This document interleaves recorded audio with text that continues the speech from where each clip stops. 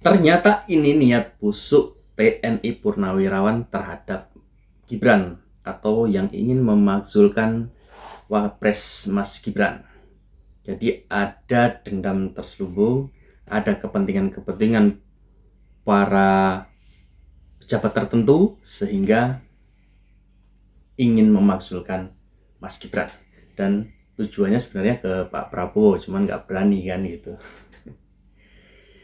Jadi sudah kebaca alur politiknya Purnawirawan TNI kemana?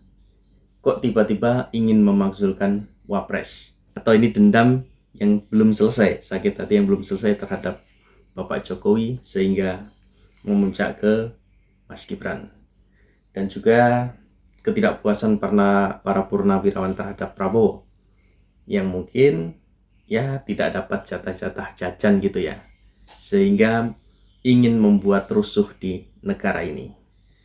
Jadi langsung saja kita simak ini ya, si Walter membongkar habis tujuan para purnawirawan TNI yang ingin memakzulkan Gibran atau Wapres. Jadi langsung saja kita simak. Sebenarnya ada desain ini untuk menghancurkan karakter Pak Jokowi, terus Mas Gibran, dan tentunya ujung-ujungnya Pak Prabowo. Dan saya sangat yakin bahwa ini memang didesain gitu loh. Hanya kembali lagi, pihak-pihak ini sebenarnya mereka tidak punya alasan yang kuat untuk bagaimana caranya menjatuhkan Prabowo Gibran. Makanya dibikinlah isu-isu yang menurut kami ini, isu-isu ini hanya isu-isu yang hoax lah, ya kan? Atau yang sebenarnya remeh-temeh, hanya bikin kegaduhan dan adu domba gitu loh. Jadi kembali lagi mengenai Pak Jokowi ini kan sebenarnya dari dulu sekali mereka ingin menjatuhkan, ya kan? Dalam hal ini mereka kan berkor-kor ingin mengimpeachment Pak Jokowi, tidak berhasil. Gibran.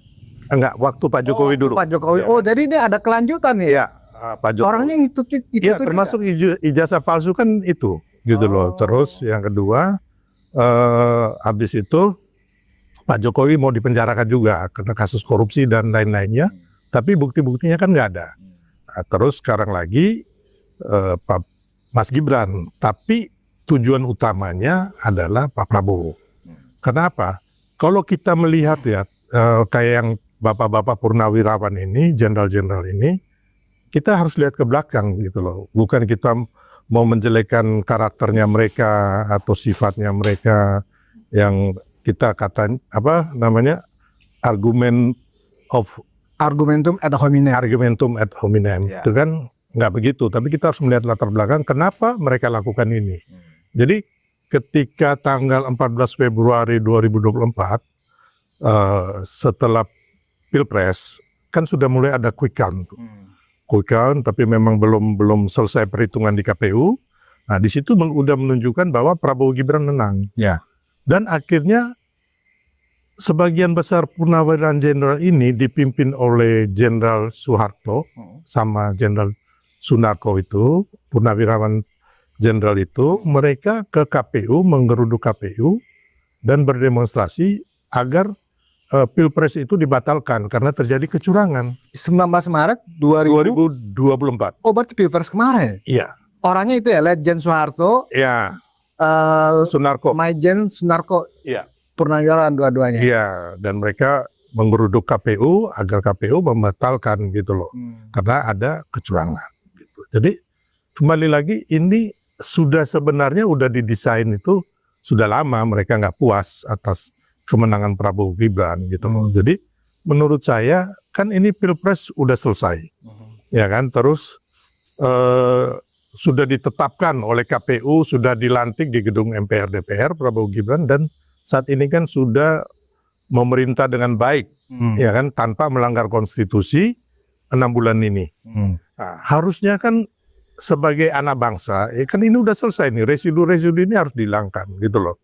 Kedepannya ini Pak Prabowo ini kan ingin membangun kolaborasi bersama, membangun bangsa. Makanya Pak Prabowo itu kemarin partai-partai yang tidak ikut memenangkan Prabowo Gibran diajak bergabung. Kayak PKS, terus PKB, Nasdem. nah, termasuk Nasdem kan. Nah, ini kan diajak semua bergabung. Bahkan kalau kita mau ngomong ya kan, PKS dan PKB ini bagaimana mereka menghancurkan reputasi Prabowo Gibran waktu kampanye. Serangan itu kan begitu dahsyat ya. Termasuk segala macam kebohongan dan fitnah itu. Dan kita lihat juga Pak Prabowo sebenarnya boleh dikata sudah menggandeng PDIP juga. Makanya kita lihat kan di DPR itu kan PDIP juga ketua banggar PDIP. Terus ketua DPR Mbak Puan PDIP. Terus ada salah satu menteri Menko Polhukam yang selama ini kita tahu bahwa sering dengan Ibu Megawati jadi Menko Polhukam ya, kepala BIN itu. Mantan kepala BIN. Jadi sebenarnya harusnya apa yang dilakukan menurut saya sangat kerdil ya. Harusnya ini udah selesai, kita bergandengan tangan membangun bangsa. Nanti kalau mau lagi dimunculkan calonnya, ya nanti tunggulah Pilpres 2029 itu kita berkompetisi lagi secara baik gitu loh. Jadi alasan banyak relawan termasuk juga Solidaritas Merah Putih untuk kalau kita media mengistilahkan wah turun gunung semua nih relawan Pak Jokowi. Itu dalam rangka apa sebenarnya Bang?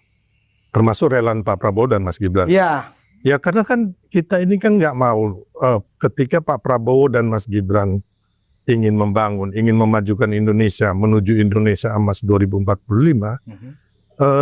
energi kita terbuang hanya untuk mengurusin hal yang remeh-temeh lah. Intinya hal yang hanya untuk mengadu domba sesama anak bangsa gitu loh.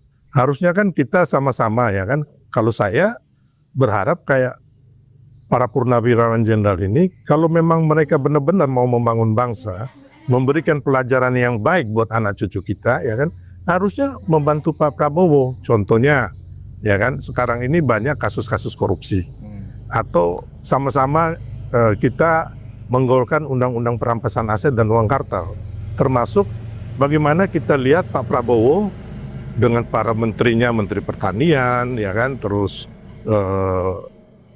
Panglima TNI, Kapolri, Kasat Pak Maruli, sama-sama bagaimana turun ke sawah, ya kan, mengatur itu pengairannya bagaimana, terus menanam padinya bagaimana, terus agar supaya pupuk ini benar-benar kan sekarang pupuk udah bisa cepat didapat gitu loh. Harusnya para purnawirawan ini ikut bersama-sama ini kalau memang mau membangun bangsa, daripada menelurkan 8 butir itu yang menurut saya itu tanpa diriset atau ditelaah dengan baik dan juga tanpa didasari fakta-fakta hukum atau berdasarkan konstitusi kita gitu loh.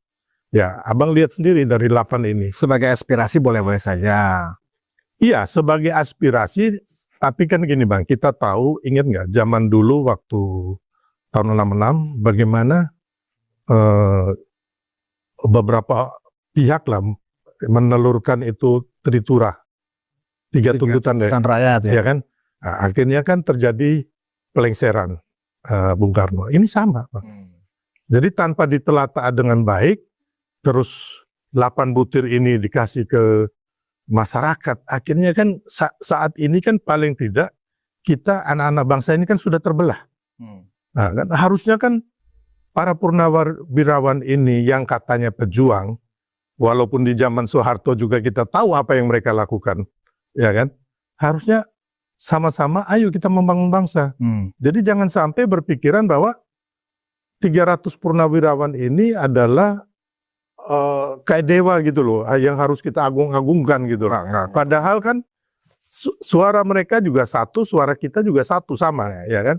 Kurang lebih kan dengan pedagang kaki lima, terus direktur perusahaan dan purnawirawan sama, suaranya satu. Dan gak masuk akal lagi 300 orang yang kebanyakan mayoritas pendukungnya Anies Baswedan yang kalah kemarin mau memaksulkan Prabowo Gibran yang dipilih oleh 58,8% atau sekitar 90 juta lebih orang, ya kan?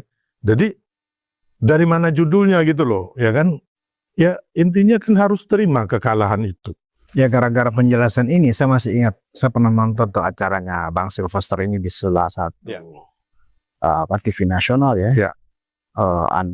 Bang Sil waktu itu sedang diskusi dengan Kompas TV kalau nggak salah dengan seorang pengamat politik, ya kan? Yang pengaku pengamat politik, siapa?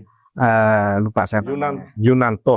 Toto ya kan. Nah di situ memang terlihat yang saya jadikan sebagai catatan adalah memang ada bias di sana. Toto tuh bias gitu loh.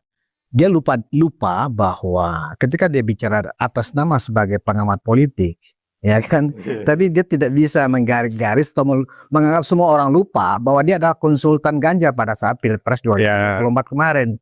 Jadi maksud saya begini, memang di dunia post-truth seperti sekarang Bang Sil, semua orang suka mengklaim kebenaran apakah itu kebenaran versi mereka atau kebenaran yang sesungguhnya, ya kan. Nah yang menjadi pertanyaan kita sekarang adalah konsistensi dari teman-teman relawan Prabowo Gibran, relawan Pak Jokowi ini sebenarnya sadar nggak sih bahwa agenda dari orang-orang yang ingin memisahkan Prabowo dengan Jokowi, ya kan, itu akan berhasil nggak sih?